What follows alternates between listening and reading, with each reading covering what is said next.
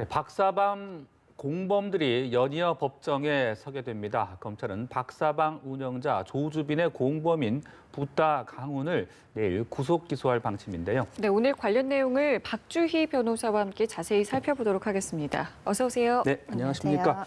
네, 자, 이 검찰이 박사방 운영자인 조주빈과 공범인 붓다 강훈을 이제 내일 재판에 넘기기로 했는데 이 강 씨에 대해서 검찰이 상당히 많은 혐의를 적용을 했더라고요. 네. 어떤 혐의를 받고 있는 건지 설명을 좀 해주시죠. 네, 강훈의 혐의는 이제 9가지인데요. 크게 보면 세 가지로 나눌 수가 있습니다. 하나는 이제 조주빈을 도와서 아동 청소년 성보호법상 음란물을 제작을 하고 유포한 혐의를 받고 있고요. 또 하나는 이제 입장료 명목으로 회원들한테 암호화폐를 받아서 이를 현금화해서 조주빈한테 전달을 했는데 이것과 관련해서 범죄 수익을 전달한 혐의를 받고 있습니다. 그리고 또 한 가지는 이제 조주빈과 관련이 없이 이제 본인이 알고 있는 지인 여성의 얼굴을 나체 사진과 합성을 해서 이를 또 유포한 혐의를 받고 있습니다. 다만 이제 검찰은 범죄 단체 조직죄와 관련해서는 이건 추가 수사를 통해서 적용하겠다라는 입장입니다. 네. 예.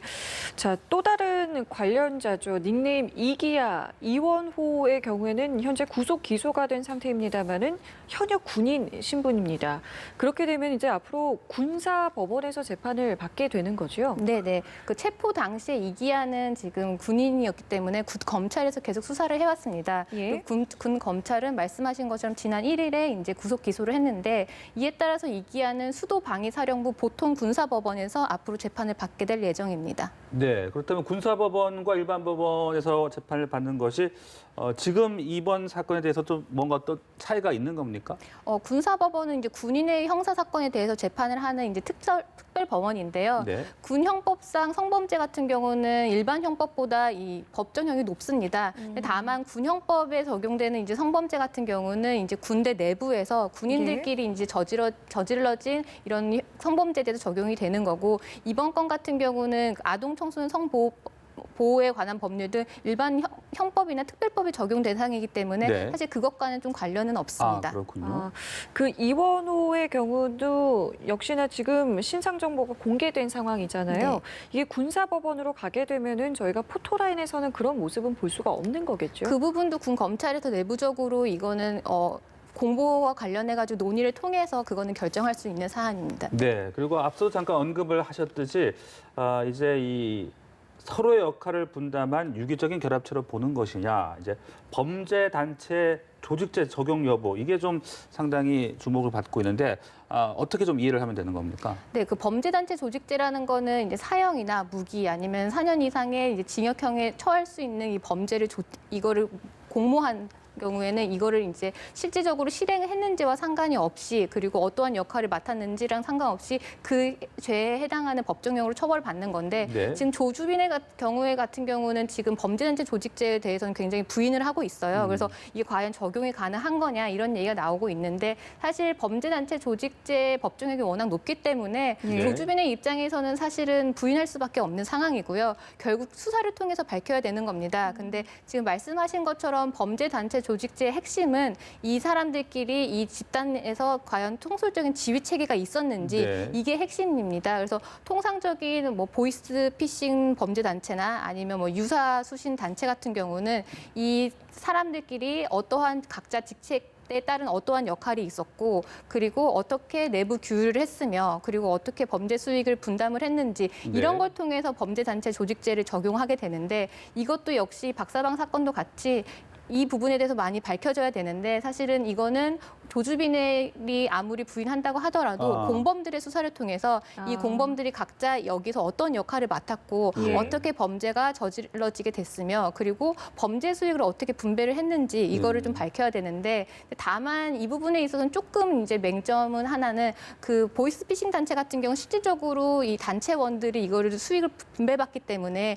이게 입증이 좀 쉬운데 이거 같은 경우는 오히려 유료 회원들이 돈을 오히려 조주빈한테 입금한 상황이기 때문에 범죄 수익을 분배를 했는지에 대해서는 사실 조금 애매한 부분이 있습니다. 네. 근데 다만 그 입장료를 내고 대신에 그에 대한 이익으로서 성착취물 동영상을 받게 했다라는 걸 이거를 이제 이익으로 봐서 이 사람들끼리 이익을 분배한 거 아니냐 이런 식으로 좀 적용해야 될 필요가 있을 것 같습니다. 조 씨가 지금 지휘 통솔 체계를 부인하고 있잖아요. 그럼 네네. 공범들도 만일 다 같이 그런 것들을 부인을 하게 되면 검찰 측에서는 어떻게 좀 입증을 할 수 있겠습니까? 그러니까 실질적으로 사실 이 범죄가 어떻게 저질러지게 됐는지 이거를 파악하다 보면 이들끼리 어떠한 결합체가 있는지가 나올 수밖에 없는 상황이거든요. 이게 뭐 일단 지금 검찰에서 밝힌 것 같은 경우는 피해자를 일단 물색을 하고 예. 그리고 피해자단 접근을 해서 이제 착취물을 찍게 하고 이걸 유포하는 과정 이 세 단계를 거쳤다라고 하거든요. 이 세 단계 과정이 그러니까 자동적으로 이루어질 수는 없을 거고 네. 분명히 이 단계별로 개입한 누군가가 있을 텐데 네. 이 개입한 이들이 이 조직에서 어떠한 역할을 맡고 있었고 이들끼리 얼마나 의사소통을 했는지 이런 부분을 통해서 이제 이들끼리 통솔적인 지휘 체계가 있었는지 그렇게 밝혀야 될 것 같습니다. 네. 예. 자, 그리고 유료 회원과 관련해서 현재 입건자 수는 40여 명 선에서 답보 상태다라고 전해지고 있는데요. 어떤 부분들에 대한 어떤 수사가 조금 더 필요하다고 보시는지 듣고 싶습니다. 사실 이렇게 좀 약간 좀 진행이 좀 더딘 부분은 좀 여러 가지 요소가 있을 것 같습니다. 예. 그리고 일단 말씀드리면 일단 회원 수 자체가 10,000명이 넘었다고 하잖아요. 그래서 일단 회원 수가 많았다라는 게 약간 조사를 하거나 수사를 하는 데 있어서 조금 어려움이 있는 것 같고요.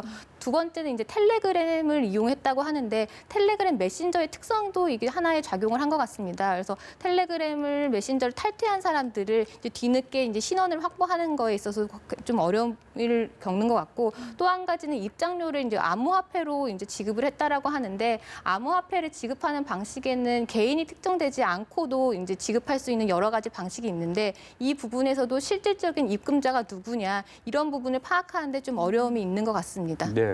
자, 그리고 이 박서방 유료 회원 가입을 시도했던 MBC 기자 말입니다. 이 MBC 기자에 대해서 경찰이 강제 수사에 나섰는데 압수수색 영장을 발부받아 집행했는데 그 범위는 좀 좁혀졌더라고요. 이 압수수색 영장을 발부받아 집행하는 것이 적절했는지 또 그렇게까지 해서 확보하려 했던 것은 무엇인지 설명을 좀 해주시죠. 네, 지금 경찰은 말씀하신 것처럼 그 기자의 사무 공간 그리고 네. 핸드폰 주거지에 대해서 압수수색 영장을 신청을 했는데 검찰은 지금 이 기자가 잠입 취재 가능성도 있다라고 해서 네. 주거지나 뭐 핸드폰이나 이런 부분에 대해서는 이제 반려를 했고 이 기자의 클라우드에 대해서만 이제 영장이 발부가 돼서 이 부분을 네네. 봤는데 지금 기자가 주장을 하고 있는 거는 본인은 송금은 했지만 실질적으로 유료 회원으로서 채팅방에 접근하지 못했고 이 모든 것이 모두 잠입 취재였다라고 이렇게 주장을 하고 있거든요. 그러니까 이 경찰은 진짜 이 사람이 채팅방에서 과연 활동을 했던 이력이 있는지 그리고 혹시나 클라우드나 이런 곳에 이 성착취물을 다운로드 받은 이력이 있는지 이런 부분을 좀 파악하려고 한 것 같습니다. 네. 그러니까 이게 주장이잖아요. 이 주장이 설득력을 얻기 위해서는 좀 어떤 부분이 추가로 수사가 돼야 된다고 보시는지요? 네, 지금 사실 문제가 이제 잠입 취재였느냐 아니면 예. 잠입 취재를 빙자를 하는 것이냐 이 부분이 좀 밝혀져야 되는 건데요. 만약에 취재 목적이었다고 한다고 하면 이제 정당 행위라고 봐서 이 범죄 위법성이 조각될 수는 있습니다. 그런데 단순히 이 당사자가 취재 목적이었다 아니면 네. 제보 목적이었다 이런 식으로 주장을 한다고 해서 뭐 위법성이 조각될 수 있는 건 아니고요.